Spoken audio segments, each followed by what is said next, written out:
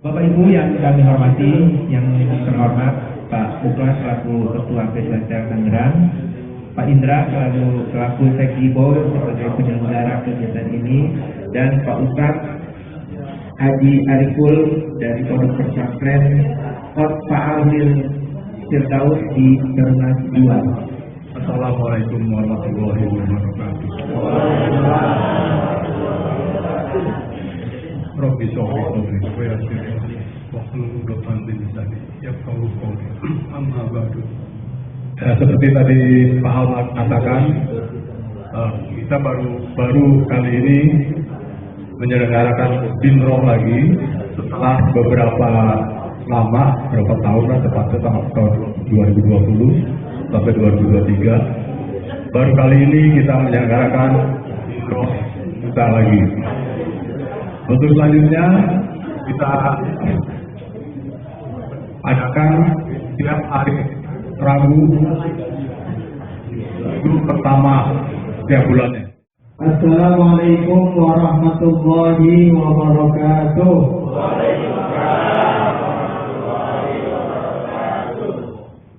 Innal hamdalillah nahmaduhu wa nasta'inuhu wa nastaghfiruh wa na'udzu billahi min shururi anfusina wa min sayyiati a'malina. May yahdihillahu fala mudilla lahu wa may yudlilhu falan tajida lahu waliyyan mursyida. أشهد أن لا إله إلا الله وحده لا شريك له وأشهد أن محمدا عبده ورسوله لا نبي بعده. اللهم صل على سيدنا محمد وعلى آله وصحبه أجمعين. أما بعد، قال الله تعالى في كتابه الكريم: يرفع الله الذين آمنوا منكم والذين أوتوا العلم درجات. وقال رسول الله صلى الله عليه وسلم: الدنيا ملعونة ملعون ما فيها إلا ذكر الله وما ولاه وعالما أو متعلما. صدق الله العظيم وصدق رسوله الحبيب الكريم ونحن على ذلك من الشاهدين والشاكرين والحمد لله رب العالمين. Yuk, belum ngaji kita baca salawat dulu sama-sama. Dulu ada Nabi Muhammad. Allahumma shalli ala sayyidina Muhammadin tibbil qulubi wa dawaiha wa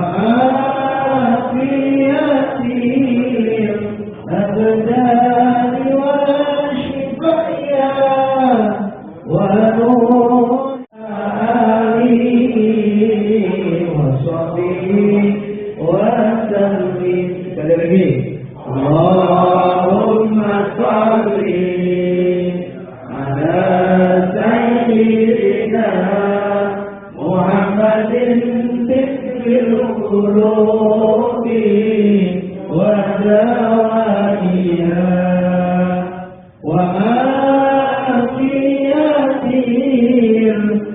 الأبدان والشفياء ونور الأبصار وريائها وعلى آله وصحبه وسلم. Alhamdulillahirabbil alamin. Wassalatu wassalamu ala asrofil mursalin Sayyidina Muhammadin wa ala alihi wa sahbihi ajma'in, amma ba'd. Yang kami hormati para hujjah, para asatid, jamaah, pikiran fokus, ngaji serius, hasilnya bagus, banyak fulus, pasangannya mulus, bonusnya Jannatul Firdaus. Allahumma amin ya rabbal alamin. Ini dihafalin nanti ya. Mengatakan kalau hatimu resah, pikiranmu gundah, makan gak enak, tidur gak nyenyak, kunjungilah tempat pertama adalah Majlisul Quran, tempat Majlis Al-Quran. Majlis apa, Bu? Baik kamu sekedar mendengarkan. Ustaz, saya belum bisa baca, belum belajar. Dengerin doa itu. Wa idza quri'al Qur'an fastami'u lahu wa ansitu la'allakum turhamun. Sekedar mendengar saja. Mendengar pakai apa?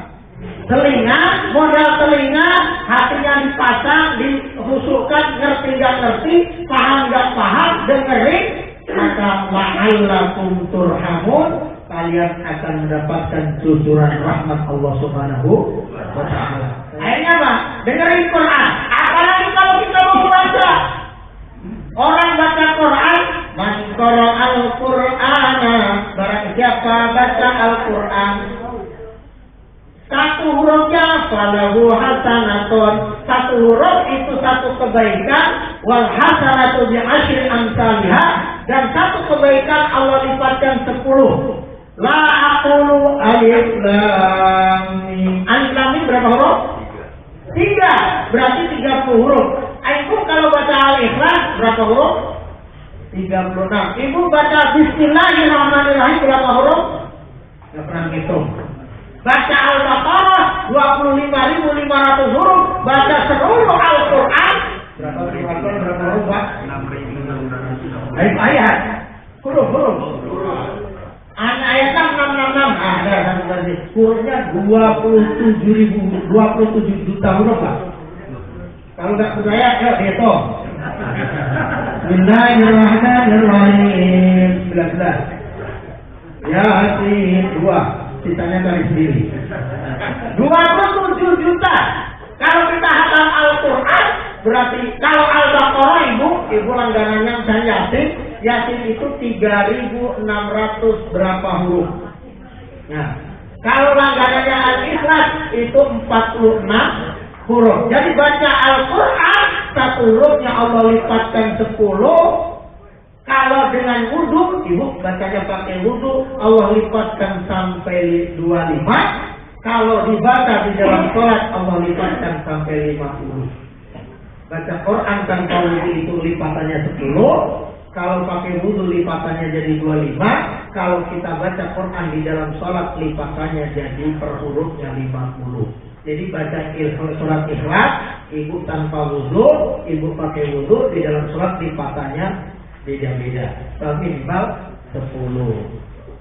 Subhanallah. Ya, jadi ini majlis Quran, apalagi mau baca.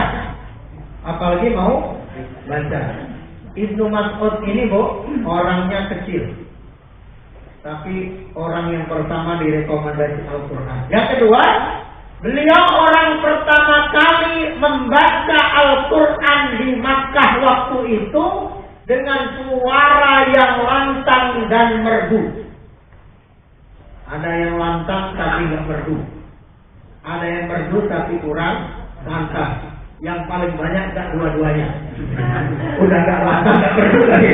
Kan ada yang soalnya wah, tapi enggak merdu gitu kan. Ya. Itu masuk itu orang pertama baca Quran di Mekah waktu itu belum orang berani baca Quran terang-terangan. Ibnu Mas'ud baca Ar-Rahman. Masih ingat Bu? Ar-Rahman 'allamal Qur'an khalaqal insan 'allamahul bayan. Terus bihusban wan najmu wasyajaru yasjudan والسماء رفعها ووضع الميزان ألا تبغوا في الميزان وأقيموا الوزن بالقسط ولا تخسروا الميزان والأرض وضعها للأنام فيها فاكهة والنخل ذات الأكمام والحب ذو العصف والريحان. Ditanya pasti apa semua?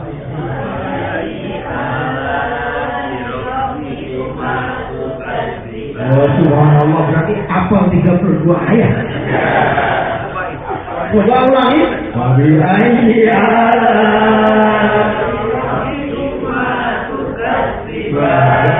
Ternyata apa 32 ayat ya?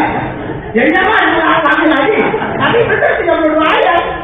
Cuma niat, ya Allah niatnya ayat yang tadi. Ini niatnya beda. Jadi ganti yang imami itu terus itu. Tapi niatnya beda nomor dalam hati. Tapi bunyinya sama. Maka nikmat Tuhanmu yang manakah ya kan? Ibnu Mas'ud baca pertama Bu. Apa respon pertama? Orang-orang takjub. Apaan itu ya? Subhanallah indah sekali. Oh itu yang dibawa Muhammad itu. Yang bikin kita nggak nyembah berhala, yang bikin kita nggak nyembah lagi Tuhan-Tuhan selain itu, akhirnya dipukulin Bu. Jegir, berat, akhirnya pingsan di bawah sahabat. Jadi baca Quran sampai dipukulin Bu. Lu pernah dipukulin? Yang sering baca Quran pulang bawa makanan ya. Iya, baca Quran pulang bawa berkat gitu kan. Ini dipukulin. Lalu sahabat bilang, anak bilang juga apa, antum jangan baca. Ini orang marah, gak punya backing. Kalau yang baca Haji Mukhlas aman, jangan telepon Kapolres. Kalau yang baca Haji Indra aman, saudaranya Dandir, gitu kan? Kalau ente saudaranya Satpol PP aja masih honor, gitu kan? Bisa disikat, gitu kan? Akhirnya apa? Demi Allah, besok saya baca lagi, nggak urusan saya dipukulin. Subhanallah. Itu Ibnu Mas'ud awal-awal Islam baca Quran, karena dia cintanya, mahabbahnya sama Allah, sama Rasul, sama Quran. Jadi menghilangkan kegundahan itu pertama ke majelis Quran. Ya, makanya ada syair kalau santri itu Salatullahi wa salam ala man uhiyal Quran. Salatullahi wa salam ala man uhiyal Quran wa ahli baitihil kiram wa sahbihi zawil Quran. Jadi ini syair Quran. Wa faza man takallama, beruntung orang yang takalam itu ngobrol baca Quran. Lawan katanya faza, jadi baca Quran sunnah bagus. Enggak baca bukan enggak apa-apa. Khaba, rugi. Wa khaba man tajannaba alaihi laknatul Quran. Kalau enggak baca itu rugi dan bisa dilaknat dengan Al-Quran. Jadi mindsetnya jangan dirubah. Al-Quran bagus, tapi enggak apa-apa. Salah. Jadi iqra'ul Quran, pertama bacalah Quran, fa innahu ya'ti yaumal qiyamah syafi'an li ashabi. Baca Quran, kalau bisa 30 juz. Opsi pertama dari Alif Lam Mim sampai minal jinnati wan nas. Lalu opsi kedua, iqra'ul Zahrawain. Kalau enggak sempat 30 juz, baca 2 surat. Zahrawain itu apa? Al-Baqarah sama Al-Imran. Kalau nggak sempat juga, opsi ketiga Iqra'u surat Al-Baqarah. Jadi kalau rumahnya angker, serem, banyak sering kesurupan, duit hilang, tapi bukan dicolong istri ya. Nah ini perasaan ya hilang ya. Maka bacakan Al-Baqarah. Karena fa'inna syaitana, setan itu akan lari. Rumah yang dibacakan Al-Baqarah itu setan orang doyan, demit orang dulit, wes-wes-wes, bablas, duit. Ya, jadi Al-Baqarah. Lalu komentarnya apa? Fa inna akhdaha barakah. Orang yang mengambil Al-Quran, yang mengambil dua surat, yang mengambil Al-Quran itu berkah. Wa tarkaha hasrah, meninggalkannya celaka rugi. Jadi meninggalkan Quran bukan apa-apa, celaka rugi. Kalau kita ambil Quran berkah, kalau kita tinggalkan celaka. Pilih celaka apa berkah? Berkah insya Allah. Makanya kalau lagi sakit hati, lagi gundah, lagi macam-macam, itu baca Quran. Yang lagi nyanyi sajadah merah, tahu sajadah merah? Nah itu bikin lagi. Dulu waktu aku masih bersama dia. Jadi itu nyanyi di depan suaminya. Dia yang aku cinta, dia yang aku. Nyanyinya lagu cerita sama mantannya di depan suaminya pensiunan. Gitu atau apa?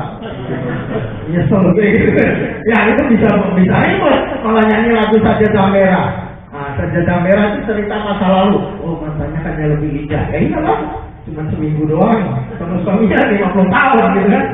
Ya seminggu pacaran indah-indahnya doang kan. Ya Pak. Kalau sudah suami waktu pacaran mohon maaf Bu. Waktu pacaran kentut di depan pacarnya berani apa enggak Pak? Ditahan. Ya Pak. Yang bapak-bapak waktu pacaran tuh kentut di depan pacarnya berani nggak? Berarti saya ke belakang dulu ya, ada telepon dari bos padahal mau kentut itu. Sekarang di depan istrinya kentut tak berani apa enggak Pak? Rasa berani gitu kan. Ya iya kalau pacaran kan indah-indahnya doang betul Pak ya.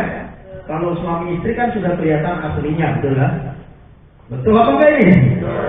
Betul, ibunya semua betul gitu.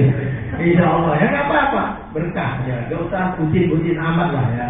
Yang penting suaminya nggak kemana-mana, gitu kan. Yang penting suaminya nggak macam-macam. Ya kalau suaminya nggak romantis ya maklum kan. Masa bapak-bapak pakai pantun, jalan-jalan ke rumah si mama, tulangnya dikasih rujak. Kalau kalian pengen selamat, ya. Jangan, nggak usah, nggak apa-apa, nggak usah nuntut bucin-bucin amat ya Bu. Insya Allah ya, wajar lah. Kalau bisa sholatnya rajin, kalau main gaplek pulang jam 2 gitu kan. Ada ya, main karombol pulang ada yang main karombol pulang jam 1 gitu kan. Nah, saya nggak dianggap sama gitu kan. Ya, insya Allah. Jadi itu Quran. Dan hebatnya Quran Bu. Innal quluba la tasda'u kama yasda'ul hadid. Hati ini bisa berkarat Bu. Hati ini bisa orang Jawa ada dari karat itu apa? Pengen kalau orang Jawa itu. Ya berkarat. Jadi hati ini bisa berkarat. Wa najallahu ya Rasulullah. Lalu cara membersihkan karatnya hati itu dengan apa? Dengan bizikril maut wa tilawatil Quran. Agar hatinya tidak keras, tidak berkarat, banyak takziah, banyak baca Quran. Ya, jadi takziah baca Quran itu melembutkan, membersihkan hati. Hati keras itu apa? Ya, dengar pengajian, dengar tausiah, dengar Quran, panas gitu kan. Dengar dangdut, reggae, keroncong, wah semangat gitu kan. Dengar Quran kesurupan, oh, dengan keroncong nyawel gitu kan. Nah, ini berarti hatinya agak masalah ya. Subhanallah. Lagi, fadilah Quran. Jadi di akhirat itu semua ibadah selesai. Di akhirat masih ada puasa apa enggak Bu? Enggak ada. Di akhirat masih ada haji umrah apa enggak? Bandara udah hilang. Pesawat udah enggak ada. Imigrasi tutup. Pilot sama pramugarinya udah sama. Ada yang di neraka, ada yang di surga. Enggak ada. Tapi semua ibadah di akhirat itu selesai Pak. Enggak ada ibadah.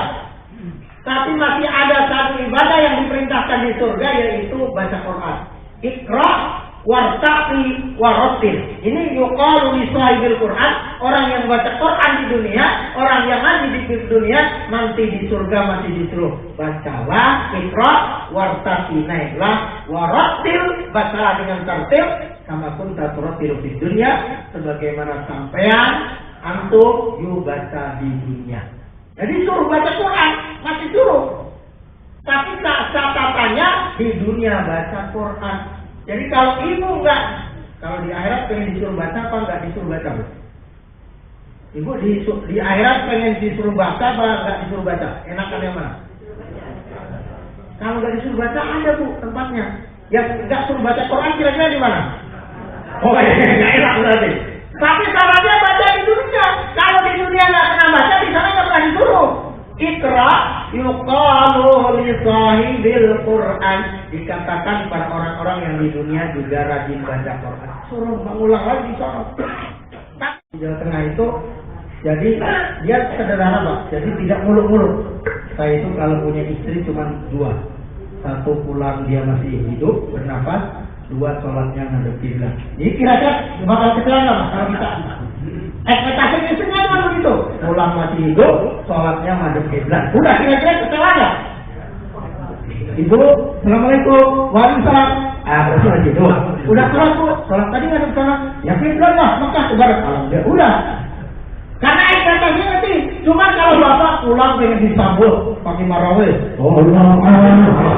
Terus udah disiapin air panas. Istrinya udah dandan cantik kayak Syahrini, wangi, kamarnya udah bersih, masakan tersedia, susunya udah mandi semua. Kira-kira kecewa apa enggak?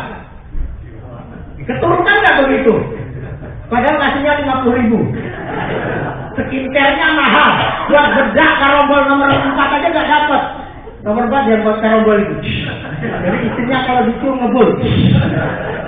50.000 disuruh cantik Bu. Cantik itu mahal Bu ya. Butuh modal ya? Ya, cantik itu nggak butuh modal, pinter ngedit aja Bu ya. Handphone bagus, gitu diedit, insya Allah ibu kayak 20 tahun gitu, ketemu aslinya ini neneknya masih sudah ya. Karena orangnya sama ya.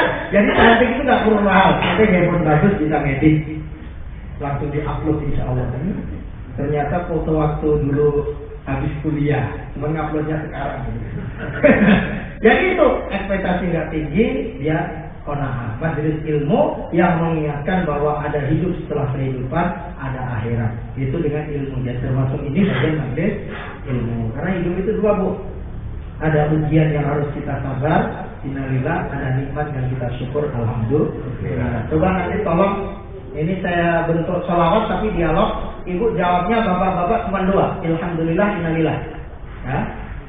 Ibu nanti jawabnya alhamdulillah, semua benar, nggak ada yang salah. Ya. Saya kasih contoh ibu-ibu dulu. Nanti jawabannya cuma 2. Suami ganteng. Bapak-bapak diam dulu. Banyak duitnya. Sering masuk TV. Istrinya 4. Oh alhamdulillah. Alhamdulillah. Mulai alhamdulillah coba. Ya. Mulai innalillah ya, bapak-bapak dah. Istri cantik, alhamdulillah. Bermasa, alhamdulillah. Matanya banyak, alhamdulillah. Enggak ada innalillah ya. Ada masih aman. Dan istri makan banyak di air Pak. Keren banget. Alhamdulillah. Jadi bapak-bapak telpon ini istri keren, alhamdulillah. Iya lah. Berarti dia perhatikan. Ini pakai hidup Pak. Yang penting masih hidup. Alhamdulillah. Ya jangankan bapak-bapak pensiunan Telkom. Sayyidina Umar itu setan takut, orang kafir takut. Kalau lewat setan itu gir-gir, ada Umar. Tapi ternyata di rumah dia, saya itu kalau di mana-mana ceramah Pak. Tapi kalau di rumah saya diceramain mulu Pak. Saya sekolah-sekolah, pokoknya beliin skincare gitu kan. Jadi dia itu ceramah di rumah, sampai rumah saya diceramain. Saya di Palembang, saya di Bengkulu, di Lampung gitu, 2-5 hari sampai rumah ya diceramain Pak. Enggak, subhanallah. Jadi Sayyidina Umar itu ada namanya Abu Dar Al-Ghifari. Dia ganteng, pinter, tapi dia omelan menurut sama istri. Perasaan saya itu nggak jelek-jelek amat, tapi kok sampai rumah Umar mau ketok-ketok ternyata ada yang diomongin. Wah, makanya sekarang ada lato-lato. Fungsinya lato-lato buat apa? Kalau cerewet, ya Bu. Akhirnya apa? Kayaknya Bu Umar deh. Siapa yang Umar? Ternyata Sayyidina Umar yang diomelin. Akhirnya nunggu selesai, ya etikanya kita bertemu lagi berantem, jangan di setelah stop, break gitu kan. Selesai, Assalamualaikum. Waalaikumsalam. Mana tuh? Kalian mau ngapa? Enggak jadi, Mas. Kenapa? Podo wae. Maksudnya apa? Ternyata Pak Umar pensiunan yang jabatan tinggi sama dengan diomelin juga gitu kan. Podo wae, siapa podo wae? Ternyata Umar yang garang ditakdir setan sama istri diomelin, diem aja. Tapi subhanallah, istri itu dibalik cerewetnya, tapi perjuangannya lebih besar. Betul Bu ya? Kalau anak-anak nggak cerewet, kira-kira bangun apa enggak? Enggak. Sekolah sama dia apa enggak? Enggak. Kalau bapaknya nggak sabar Bu, dikaplok kalau nggak disiram. Tapi karena cerewet itu, makanya anak saya bisa ngaji di sekolah. Jadi dibalik cerewetnya istri, banyak berkah. Makanya kalau istri cerewet, makan bubur nggak pakai kuah, kabur cukup itu aja. Kalau negara mereka kuat gitu kan. Saya tidak Umar, jadi kalau bapak pensiunan istri cerewet ya alhamdulillah. Alhamdulillah. Pokoknya cukup pakai pilihan. Ya alhamdulillah. Jadi majelis kedua adalah majelis ilmu terakhir. 5 menit lagi. Yang ketiga, yang menghilangkan kegundahan, tidur nyenyak, makan enak adalah wannasu niyamun qiyamul lail. Wa minal laili fatahajjad bihi nafilatan lak asa an yab'atsaka rabbuka maqaman mahmuda. Salat malam di saat orang lain lelah tidurnya, makanya jaringan itu malah kosong. Aduh, nggak apa-apa. Nanti di anan sama. Pak Jimolas ini perumahan jabatan tinggi, tapi ternyata minal semeni juga. Sama Ustaz juga semen juga. Ibu boleh suami yang mana Bu? Semen. Ibu pengen suami kayak Nabi Ibrahim apa Fir'aun? Nabi Ibrahim apa Fir'aun? Ayo Bu. Ayo Fir'aun neraka, laknat. Masuk neraka, disiksa. Nabi Ibrahim surga. Ini 2. Ibu bingung. Enggak apa-apa Fir'aun yang penting enggak poligami. Ya, bercanda insya Allah. Ini aman bapak-bapak aman. Saya tinggal wirid sama ke masjid insya Allah ya. Yang tenang seminggu sekali nggak usah disembuhin Bu ya. Tenang seminggu sekali aja sembuhin gitu ya. Ngaji dan sebagainya. Jadi tahajud ini yang akan menyenangkan hati, pikiran, karena kita tidak bisa ngawasin anak kita 24 jam Bu. Mata kita terbatas, telinga terbatas, mulut kita terbatas. Dan juga kata adalah ya Allah, lagi tugas di sono, suami saya, anak saya, Allah jaga ya Allah. Kita tidak bisa mengandalkan GPS, tidak bisa mengandalkan video call dan sebagainya atau CCTV, tapi kita bermohon kepada Allah, ya Allah lembutkan hati saya ya Allah, suami saya ya Allah, agar tidak sering salah alamat, tidak sering salah pulang, tidak dan sebagainya. Jadi tahajud ini adalah menjadikan maqam mahmuda, kedudukan yang mulia. Terakhir, ada ulama mengatakan kalau cita-cita, hajat, keinginan kita tidak bisa bikin kita bangun malam, berarti bohong kita pengen terkabul. Pengen punya anak cucu yang soleh Bu? Mau.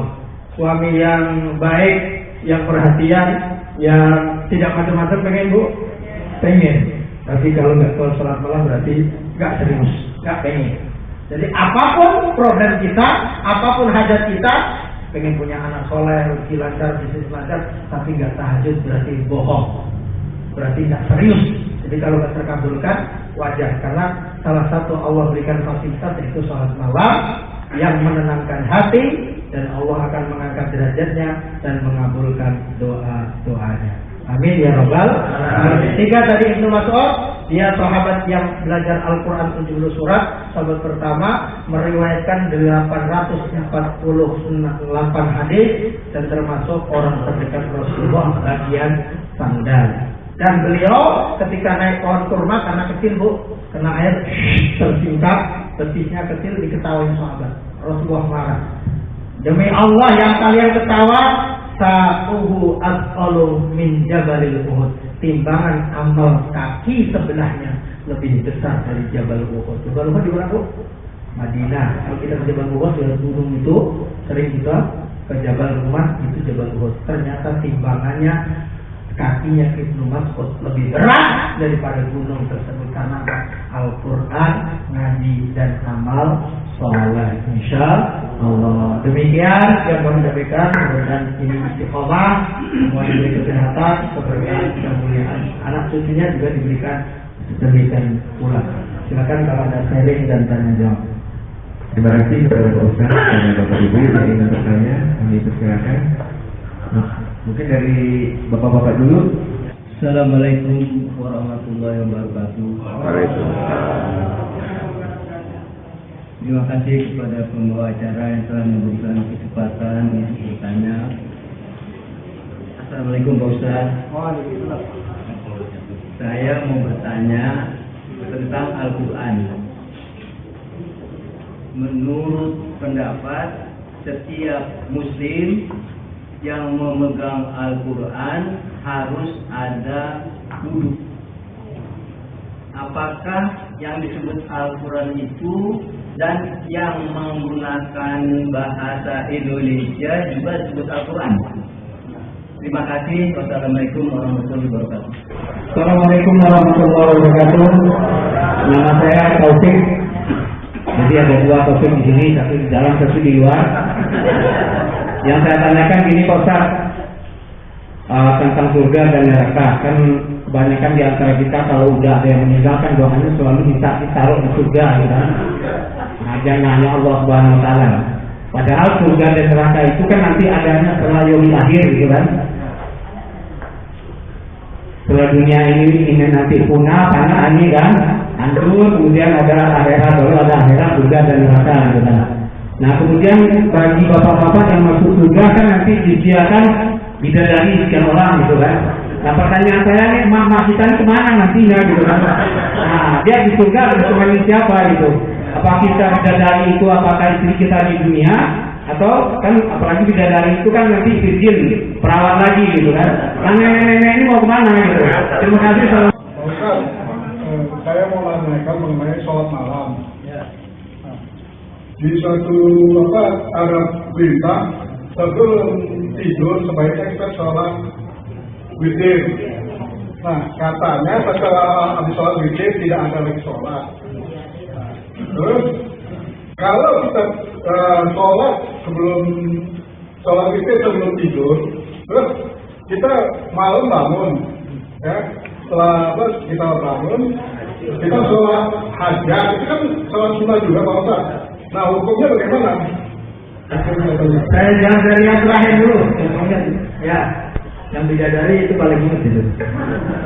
Ya, jadi kalau kita khawatir malam nggak bisa bangun lagi, jadi opsi witir itu dua. Misalnya kita udah witir 3. Gampang kalau malam nanti bangun dan niat tahajud, niat hajat, niat tobat.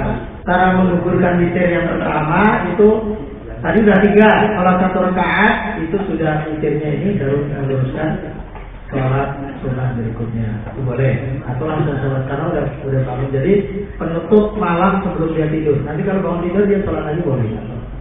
Atau karena kita witir nggak tidur lagi. Atau diguguri dengan sholat 1 rakaat udah jadi ganjil lalu sholat berikutnya. Gitu. Jadi sepanjang malam juga boleh, nggak tidur juga boleh. Kalau khawatir nanti nggak. Nah, nanti di akhir ditutup lagi betul-betul. Boleh pakai 3, boleh pakai 1, boleh pakai 7, boleh pakai 9. Jadi gampang. Terus yang memegang Al-Quran. Jadi la yamassu ilal mutahharun itu tidak boleh memegang kecuali orang yang suci. Itu ada beberapa penafsiran. Nah, penafsiran yang paling ekstrim Imam Syafi'i. Jadi haram bagi orang yang haid, orang yang junub, nah, termasuk itu diantaranya Imam Syafi'i memegang Al-Quran. Tapi makna mushaf itu tadi bagi dan mushaf itu Al-Quran yang Al-Quran itu yang utuh atau tulisan Arabnya lebih banyak. Kalau ada terjemahan yang 50-50 itu sudah tidak tetap Quran, tidak dimasuk kategori tafsir. Tafsir kan Quran juga, tapi terjemah nafasnya di luar Quran lebih banyak atau 50-50 itu. Tapi imam yang lain mengatakan mutahharun itu bermakna hatinya bersih dari kesyirikan. Makanya termasuk orang yang bersetuan nanti bikin istilah. Kalau Imam Syafi'i menyentuh sengaja tidak sengaja batal. Kalau Imam Malik syaratnya adalah kalau syahwat. Jadi nyentuh sahri ini kalau nggak syahwat nggak batal. Menyentuh mbok nori kalau syahwat batal. Jadi ukurannya adalah ada syahwat setrum apa enggak. Kalau Imam Syafi'i nggak ada, pokoknya tidak sengaja juga batal. Tapi imam yang lain harus. Nah, mazhab Zahiri beda.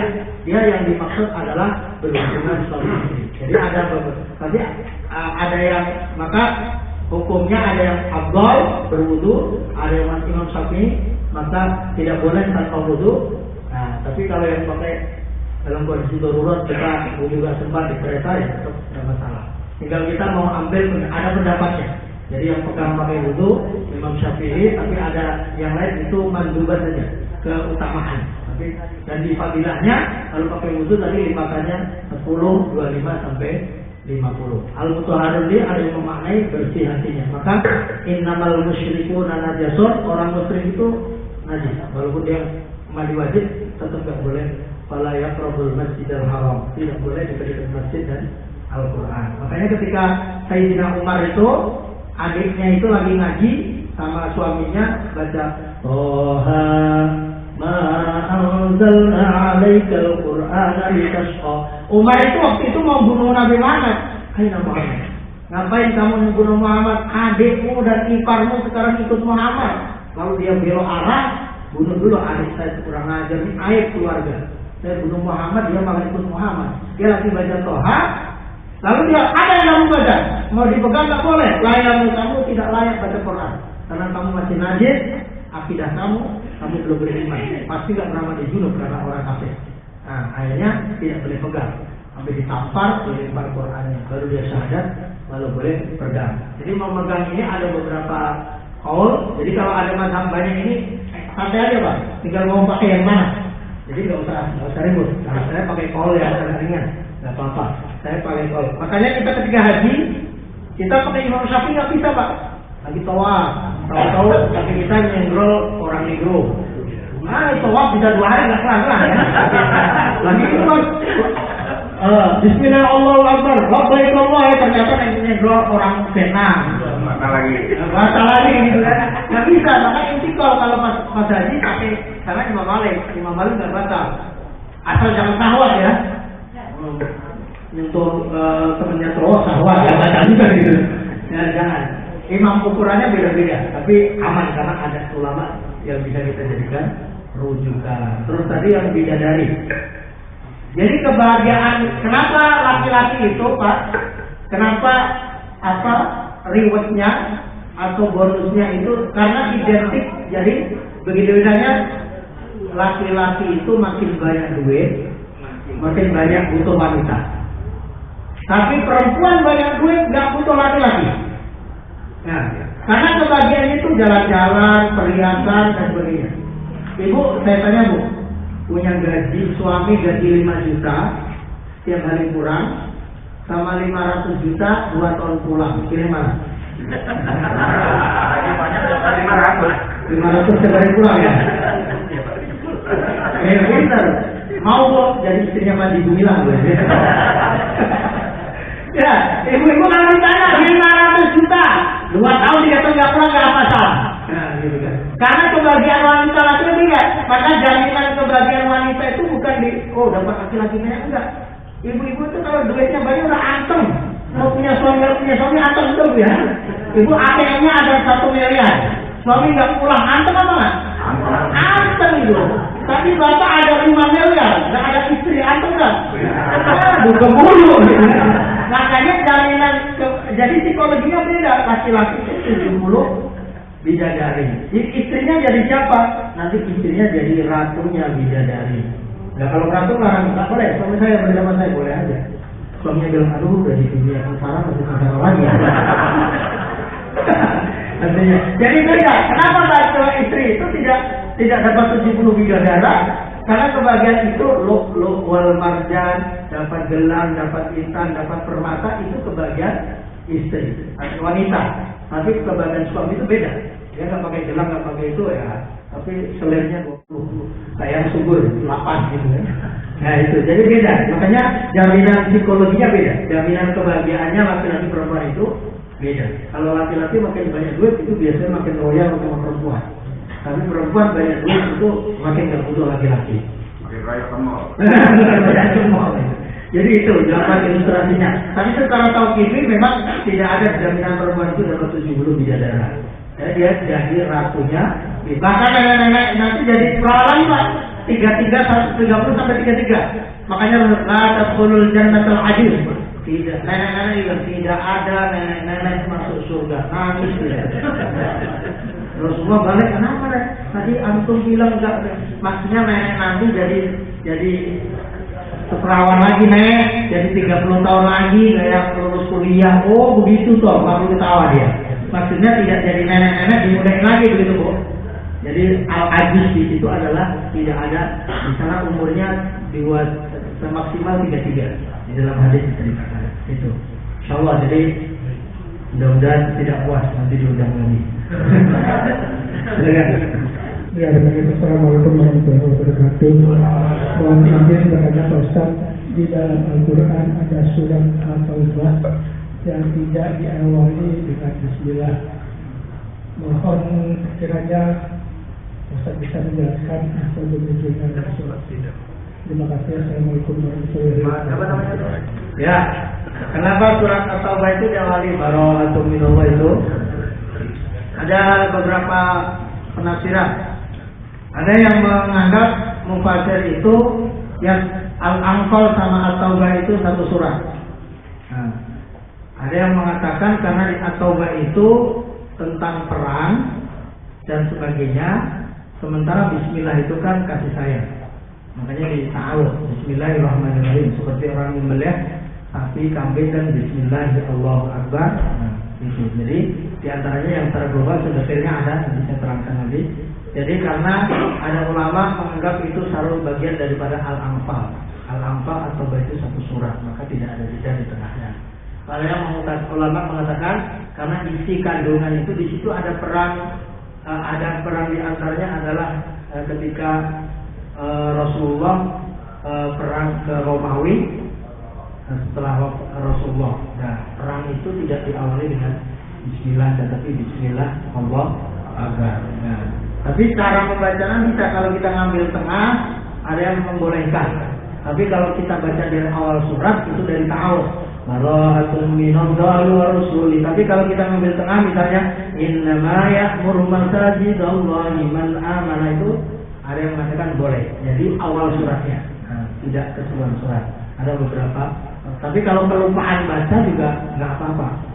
Jadi niatnya karena misalnya wa idza qara'tal Qur'an fasta'id billahi minasyaitonir rajim. Apabila kamu mau baca Quran maka kamu ta'awudz. Kalau makna tafsirannya qara'ta itu kan sudah membaca.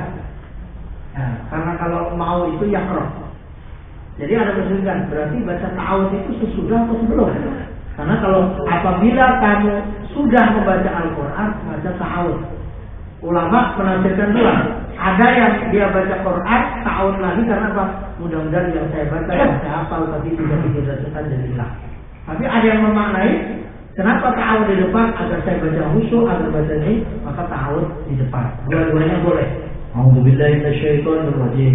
Qul huwallahu ahad, Allahu samad, langsung a'udzubillahi minasyaitonir rajim itu asal jadi imam. Makmumnya bingung nanti ya. Jadi boleh, dua-duanya boleh karena qara'ta itu artinya sesudah. Nah, tapi di mana ada yang mengatakan sebelum dan seterusnya. Insyaallah. Seperti membaca istighfar sama la ilaha illallah.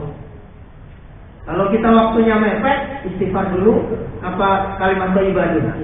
Kita hanya bisa baca salah satu. Istighfar apa la ilaha illallah? Nah, ini pentingnya ilmu. Istighfar apa la ilaha illallah? Orang kafir 70 tahun nggak pernah puasa, nggak pernah sholat, nggak pernah ngaji, nggak pernah baca Quran, nggak pernah mandi wajib. 70 tahun kemudian di mu'alaf mengucapkan kalimat la ilaha illallah Muhammadur Rasulullah, lalu dia jadi karena zambu maghfur, diampuni. 70 tahun dosanya hilang. Dia jadi mu'alaf, hari pertama dia suci, 70 tahun maksiatnya, gak sholatnya, gak puasanya hilang dengan kalimat la ilaha illallah. Kalau dia istighfar 1000 kali, kira-kira diampuni nggak?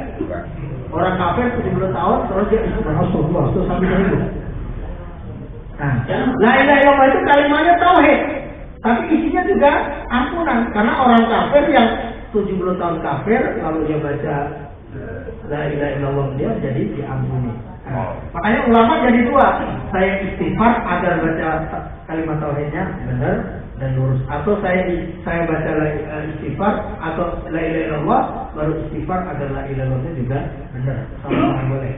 Nah, terakhir kalau fikih begini Bu, ini fikih perlunya belajar. Kita sering, mohon maaf ini dewa, kalau mandi wajib itu sering langsung pakai sampo, pakai sabun. Itu secara fikih itu kurang, tidak benar. Harusnya basuhan pertama rata itu air dulu. Karena kalau kita udah sampo pakai sabun disiram itu mustakmal. Mustakmal itu karena yang untuk membersih itu air yang murni dulu. Nah, kalau kita udah sampoan dulu disiram, yang kesiram kalau nggak mandi besar itu nggak sah. Karena yang digunakan air. Nanti siraman pertama rata itu harus air dulu, nah, baru sabunan. Sabunan itu udah diniatnya berbeda, tidak bagian dari mandi wajibnya. Biar wangi, biar bersih. Tapi mandi wajibnya itu season pertamanya. Nah, baru kedua ketiga pakai sabun 20 kali nggak apa-apa. Nah, jadi nanti kalau mandi wajib, itu disiram dulu semua rata, niat mandi headnya. Nanti pakai sabun, pakai sampo itu udah bagian dari bukan mandi head. Nah, itu. Jadi itu diperhatikan. Ini pentingnya ilmu ya. Jadi ratain dulu, udah bersih, baru yang kedua pakai sampo, pakai macam-macam dan sebagainya. Insyaallah itu. Terima kasih Pak Muhyiddin. Terima kasih. Mungkin pada hari atau terakhir ini, kalau nggak ada mungkin terakhir dari saya Pak. Saya yang bertanya, Pak Ustadz, banyak kan kita kalau sering mendoakan seseorang semoga diberikan rahmat dan hidayah. Nah, karena kita sendiri pun sudah berdoa seperti itu. Nah, pertanyaan saya adalah hidayah itu apa perlu dicari atau memang itu datang sendiri? Terima kasih. Ya. Innaka la tahdi man ahbabta. Kamu tidak bisa memberi hidayah kepada siapapun. Jadi hidayah itu satu dijemput. Jadi ayo kita ngaji, belum dapat hidayah. Belum dapat hidayah, ayo kita sholat, belum dapat hidayah gitu. Hidayah itu satu. Nah, saya pernah dapat dari saya itu. Pertama di orang yang harus dipersiapkan. Ngaji bawa buku, bawa korban dan sebagainya. Yang kedua harus serius. Yang ketiga diperjuangkan. Jadi tidak datang dengan serta-merta, tidak dengan bonus ujuk-ujuk, tapi harus diperjuangkan. Jadi menjemput, memperjuangkan hidayah. Nah, hidayah tidak akan datang. Tapi kita juga harus punya batasan. Kita hanya menyampaikan, tidak bisa memberi hidayah. Hatta Rasulullah tidak bisa memberi hidayah namanya. Hatta Nabi Ibrahim tidak bisa memberi hidayah bapaknya. Hatta Nabi Nuh tidak bisa memberi hidayah istri dan anak. Hatta Nabi Lot tidak bisa memberi hidayah kepada istrinya. Jadi ibu-ibu, bapak-bapak beruntung karena kita nggak Nabi Ahmad, istrinya masih Islam, anaknya masih Islam. Kalau agak batu juga ya. Insyaallah. Jadi diperjuangkan, diusahakan, diikhtiarkan, tidak ditunggu. Kalau yang ditunggu itu tukang somel. Terima kasih Pak Ustadz. Sudah tidak ada yang bertanya lagi.